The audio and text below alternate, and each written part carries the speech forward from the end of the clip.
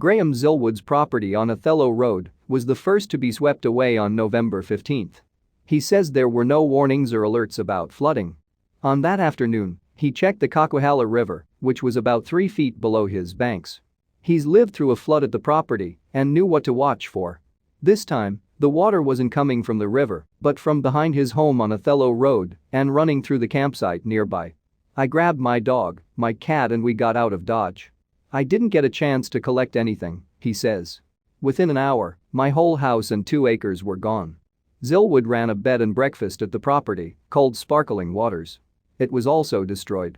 His collector cars were damaged in the flood, and his birth certificate from England has vanished. There is nothing left of my house or my property. It is totally demolished. There is no sign of it at all. Before he left his property, he watched as large logs came barreling down the Coquihalla River toward his home. With no home left, Zillwood stayed with a friend in Hope for a few days. Now, he's staying with family in Chilliwack who have set up a GoFundMe fundraiser for him. He claims he was not alerted to flooding until the very day his home was swept away. "I feel like we were totally neglected," he tells Glacier Media. "I got an alert from the government saying there was possible flooding from my address. My house had already been gone for hours." Zillwood's neighbour also lost their home on Sunday. "I am just so thankful my other neighbours had 2 weeks to start getting some valuables out," he says.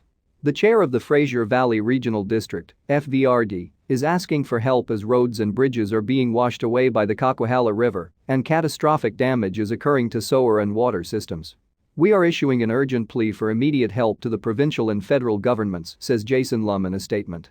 "We have a number of pieces of critical infrastructure, including the Wilson Road dyke, that are on the brink of failure and need help today, not tomorrow or in the coming days or weeks." The FVRD states its Emergency Operations Centre sent an urgent request to Emergency Management British Columbia on November 24, but their pleas went unanswered until 5 days later. "We finally received verbal approval to save Othello Road late last night, but by then the road was gone, so were the houses," Lum says. "During an emergency, we need our partners in government to react quickly, and when a response comes not hours, but days after the fact, it's clear the provincial system is failing us and the residents of our elected areas."